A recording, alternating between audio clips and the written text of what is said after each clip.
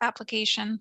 Okay, it's 2 o'clock. It is February the 17th for a Committee of Adjustment meeting. It's I would like to call this meeting to order.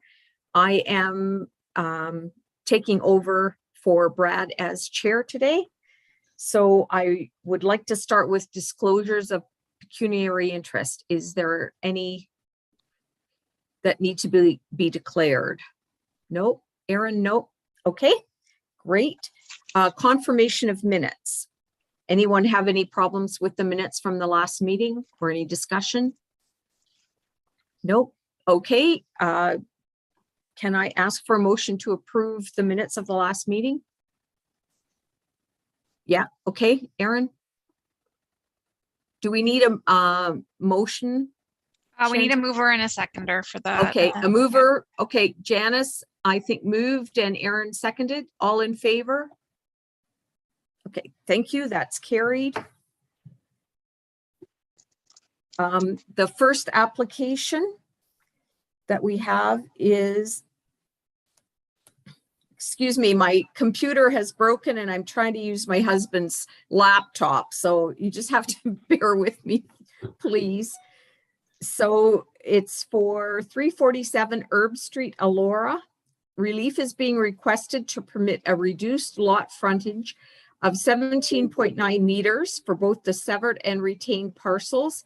The effect of the variance is to facilitate the creation of 2 new lots and permit the construction of 2 new detached dwellings, which are required to satisfy conditions of approval of the County of Wellington Land Division Committee Application B60-21.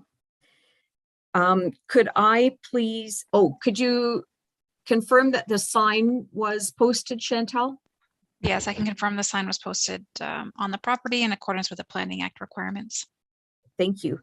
Could I have the applicant or the owners step forward, please, and introduce themselves?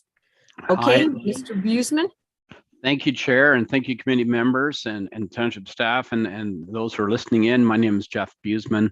I'm with Van Harten Surveying, and I'm representing the owner of this property. 347 Erb Street is a nice spot where it worked well to create 2 new residential lots in the space that's there. The lots have been approved by the Land Division Committee subject to conditions. One of the conditions is conformance to zoning, and that's why we're here for the minor variance. We're asking for a frontage of 17.9 meters for each parcel.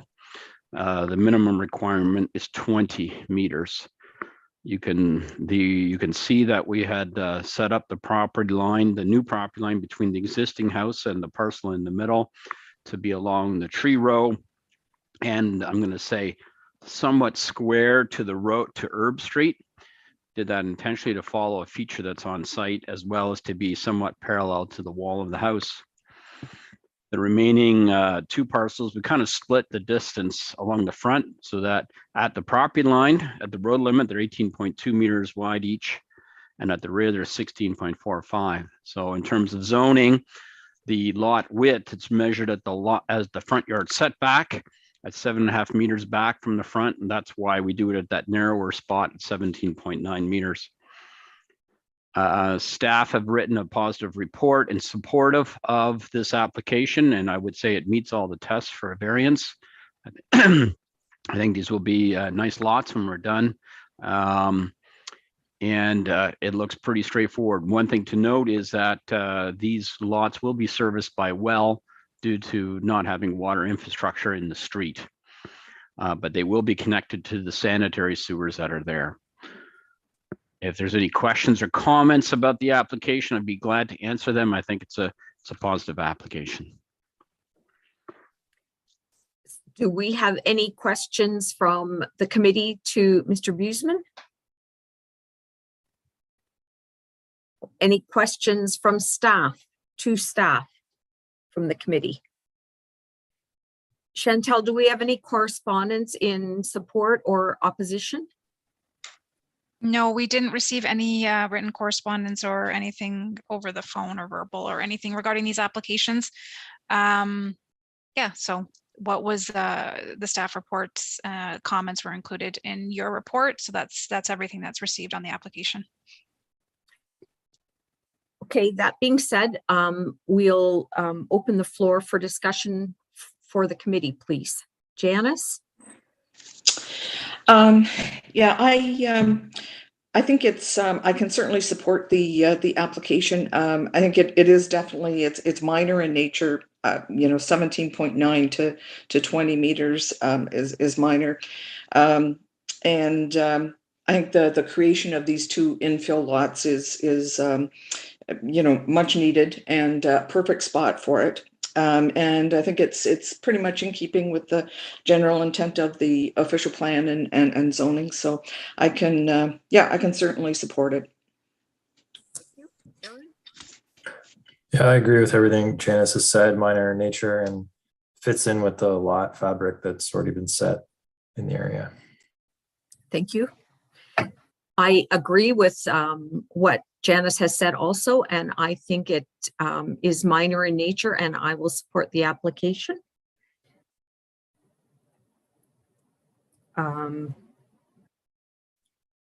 Chantel, could you read the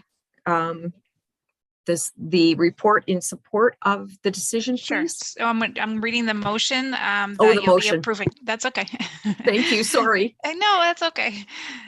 That in the matter of application for minor variance for relief from the Township of Center Wellington zoning bylaw 2009-045 as amended, section 7.1.2, table 7A, item B, permission be granted to permit a reduced lot frontage of 17.9 meters in lieu of the required minimum lot frontage of 20 meters for the severed and retained parcel.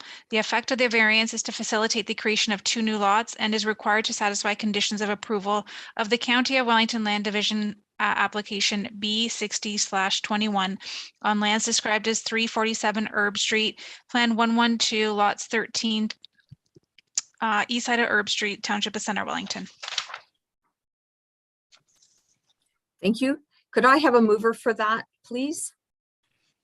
Aaron, and a seconder? Janice, all in favor? It's carried.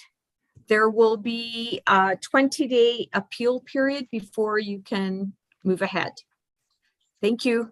Thank you very much. So our next application is 58 Amalia Crescent in Belwood.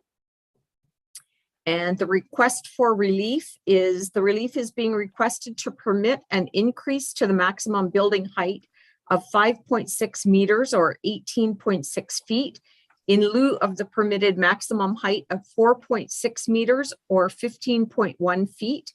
The effect of the variance is to allow construction of an accessory building. Could I have the owner or applicants come online and give their name, please, to Chantel? Can everyone hear me? Yes. Yes, I'm the owner of the, my wife and I are the owner of the property at 58 Amalia Crescent. And we hired Gara Farms, Chris Feenstra of Gara Farms, in order to build a garage. We had bought an RV we're formerly from Nova Scotia. And my parents live there, they're 88 and 89. And because of COVID, we were having difficulty getting down there, so we bought the RV. The RV is 38 foot long. It's the height of a bus, height just shy under 13 feet. And so we got some designs done by Chris at Gara Farms to plan the start of construction. Then the height was exceeded by the bylaws, but the height of the storage building is the height needed to just get the RV in. It's 1.5 foot clearance to the top of the overhead door, and that's about it. So we can't reduce it any further. And then I have some other utility trailer, and I've got a storage a 16-foot covered trailer and a utility trailer and some other items there as well. So we arrived at a size of of the size depicted on the drawings, which is 45 by 60. We intend to completely use it for personal use, and no intentions whatsoever for business. I'm in with another company that does construction across Canada, but there's no need for any business. We have all the facilities that we do in this larger construction, so there's absolutely no intent to use that for any business purposes. Purely personal use. And we're looking at a couple of snowmobiles, possibly a boat. So we need the size in order to accommodate those personal items. And I viewed some correspondence from the local neighbor who was concerned there as well. And currently the RV plus the utility trailer and all the stuff sits outside, and you can see it, and it's in the elements and the rust and the snow. Once it gets put inside, it'll be much less. It'll be in storage. So that's the concern. I had actually done up a tree layout plan as well, because there was some concern about trees, and so I provided that, measured everything. I'm a professional engineer as well, so I measured all the trees and laid that out and provided some letters as well to deal with the possible concerns. I viewed some of the background information regarding reviews by the different departments as well. I see those as well, and I just wanted to deal with the concerns. I think there's enough. It's actually sheltered in the corner. There's a complete row of cedar trees that go up 35 feet that shield the back properties, and then it's in the far corner. It's drawn away from the street significantly, 140 feet in the corner, and the intention is to keep as many trees as we can. I think maybe 2 or 3 that may be affected. It's a bit of a constrained area in the corner because I have to be able to back the RV with my truck, which is 60 foot long, and get it in those 3 doors. So we may be able to move it slightly to maybe maintain the third tree, but 2 of them fall right in the footprint. So I wanted to depict that properly so we deal with all the concerns, and our aim is to make everybody happy as well. And I saw the neighbor wasn't objecting to the structure. They were just concerned about all the trees coming down, that kind of thing, but there's no intent to do so. All the trees are on our property, every one of them except for ones on the boundary line. So we're not cutting down anybody else's trees. We just have to remove 2 that are in the footprint to get the building up. And yeah, so there. And then Chris Guerra Farms, I'll let him introduce himself. He's the CEO of Guerra Farms, and he's the expert, and he's going to control the excavation and whatever trees and maintaining the trees, those kind of things. So I'll turn it over to him, and he can introduce himself. Go ahead, Chris. Chris, you're muted.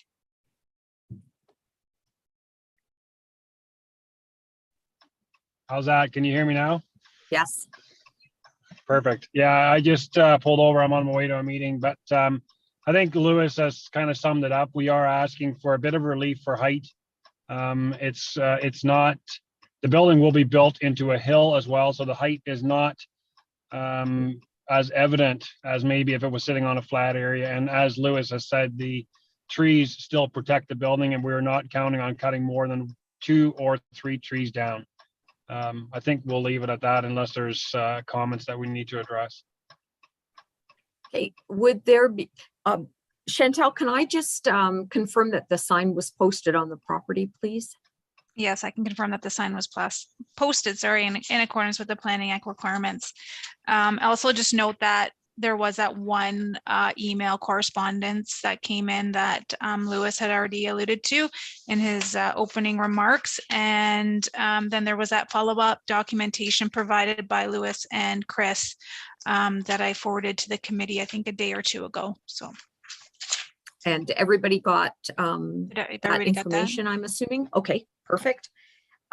Anyone have questions for Mr. Landry or Mr. Feenstra? Yes, Aaron? This might be a question for the applicant and staff, and apologies if I'm cutting out. I'm having some connection issues. The condition states, and maybe I'm reading this wrong, a plan that identifies all trees to remain. should that read which trees should remain? Like, we're not, the condition isn't suggesting that all trees are to be protected. That's the way I was reading that. Some trees are going to come down. Is that? Yeah, Is that what- and that's the way I understood that. As Lewis Landry, again, owner, it identifies, maximize the number of trees to remain. And that layout that I provided, if you look at that layout, I've got the distances. I've set the orientation of the storage garage on that sketch. And I've tagged every single tree, T1 to T13. There's 13 of them. And there's 2 of them that fall in the footprint. So it clearly identifies which ones have to come down. And there's one that's probably 2.5 feet from the structure that may come down. So it clearly identifies the trees that are affected by the construction, and the other ones would remain. If that answers your question. I think so. So that the intent of the condition isn't that all trees are saved. It's that there's a plan identifying which trees will be saved. Okay. Yeah, that's the way I read the. Thank you. When I read the reports. That's the way it maximized the number of trees that would remain. Thank you. Yeah, Mariana, would you like to add? Sure, just to clarify, since I was the one who wrote the conditions in there. So I'm satisfied that conditions 2 and 3 have been met. That was after the report was submitted. The intent, as you mentioned, was just to ensure that there were sufficient trees remaining. So the intent wasn't to keep them all, but obviously recognizing some might need to be removed. Given the aerial photo, we noticed there were several trees. So I guess tree number 3 is debatable because it is so close to that building. But I think sufficient trees, even if tree number 3 is to be removed, I think sufficient trees would remain to help screen it again from that one neighbor who had the concerns anyway. And then also the sworn affidavit has been received. So I think from my perspective, conditions 2 and 3 could be removed and only condition 1 remained so that it maintains that setback that was originally proposed. And again, it's up to the committee to determine which conditions should remain, but 2 and 3 are not necessary in planning staff's opinion anymore. Okay, any other questions for, yes, Janice? I was just wondering, whenever you're driving by, because I drove past the property, and I can understand with the neighbor at 60, because it would back onto them. But when you're driving by, like, how much of that building would you actually see? Because it seems like it's quite a drop back behind. Like when let's say you were driving past your property on Amelia. How much of the top of the building or the roof would you actually see? Not very much. There's a further series of trees. I've only drawn in the 13 trees. There's several other trees that follow the property line to the road, and those trees are all well above the height of the building. So unless as you're driving by, unless you looked back and past the house, because the house shields apparently back to the 140 feet to the corner, you won't see it from the road. Yeah, you'd never see it. So if you're driving by the road, you probably wouldn't even notice it unless you intentionally looked back into the property. Right. Okay. Yeah, that's kind of the sense I was getting too, was that you not likely even ever know the building was back there unless you were really looking for it. The only other comment that I would like to make is I know that the 2 conditions, as Mariana has said, is basically have been fulfilled, but I would be supportive of the idea of just keeping the conditions there just so that they're on record, just for future reference. That's all. Anyway, that's just my comment. Yeah, if I could speak to that, I mean, the condition has been fulfilled though, right? We did provide a tree protection plan, as well as the owner did provide the sworn affidavit. So in my thought that point 2 and 3 are no longer necessary, and it doesn't really affect the application, but that's just my thought. And obviously we are proposing to have a 15-foot setback. And I don't mind that that stays on there, and that can be checked by the building department upon inspection to make sure that we did maintain that. Thank you. I would like, if there are no other questions for staff or the applicant, I'd like to open it up for discussion for the committee, please. Janice?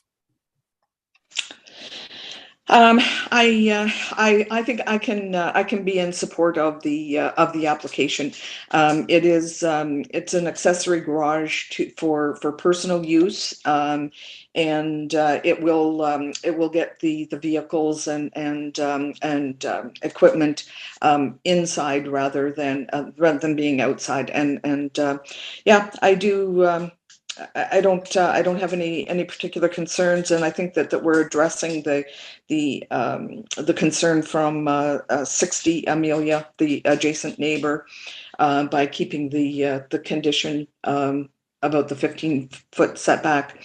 And yeah, I'm support, but I am in support of the idea also of keeping the 3 conditions. I realize that the 2 of those 3 conditions have been fulfilled, and that's great. But I would still like to see them remain on our actual decision.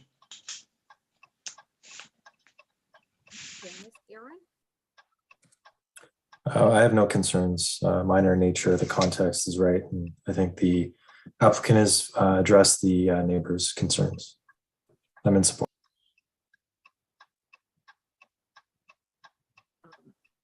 I guess I would like to ask Chantel if there is a way to keep those.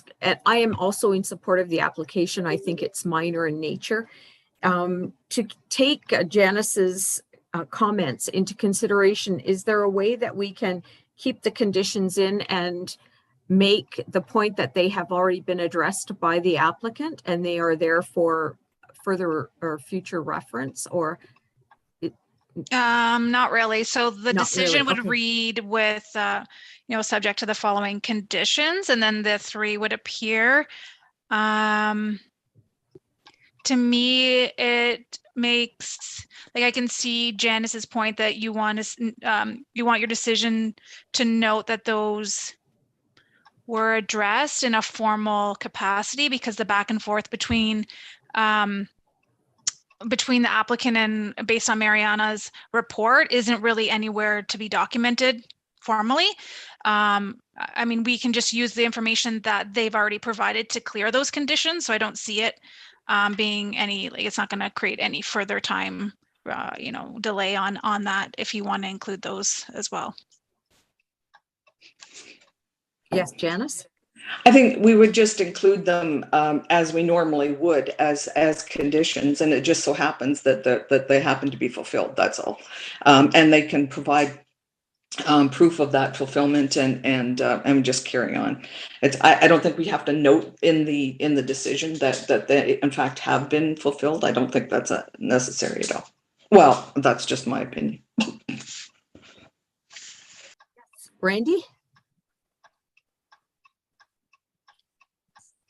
Thank you, Kathy. I just wanted to point out that I'm well aware that the conditions 2 and 3 have been fulfilled. So, I mean, it's fine to keep them in the decision as a matter of record, but it's not going to affect anything for the applicant or the contractor. I'm not going to be asking them to provide anything further prior to issuing a building permit. So it really isn't a big deal to just leave them on there. Okay, everybody satisfied that we've had a good discussion? Okay, it sounds as though, Chantel, that it's a decision that is in the positive. So could you read the motion, please? Sure. That in the matter of application for minor variance for relief from the Township of Center Wellington zoning bylaw 2009-045 as amended, section 4.2 table 4B item D, permission be granted to permit an increased maximum building height of 5.6 meters, 18.6 feet, in lieu of the maximum permitted height of 4.6 meters, 15.1 feet. The effect of the variance is to permit the construction of an accessory building on lands described as 58 Amalia Crescent, Plan 302, Lot 30, Part 1 of Part Lot 31. Description includes registered plan 60R 2878, Township of Center, Wellington, subject to the following conditions. 1, that the minimum setback of 4.6 meters, 15 feet is maintained from the proposed garage to the side and rear property lines. And number 2, that a tree protection plan is submitted that identifies all trees to remain to ensure sufficient screening of the proposed buildings. And number 3, that the owner provides confirmation by sworn affidavit that the building shall only be used for personal storage. Thank you. Could I have a mover for that, please? Janice moves it. A seconder, please. Aaron, all in favor? Everyone's in favor? This has passed, so you would be able to apply for your building permit after the 20-day appeal period. Thank you. Thank you very much. Thank you for your time.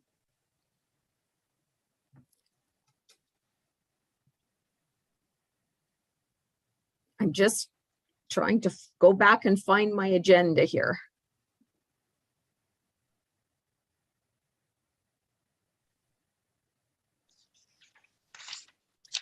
Okay. Chantel, have we covered everything?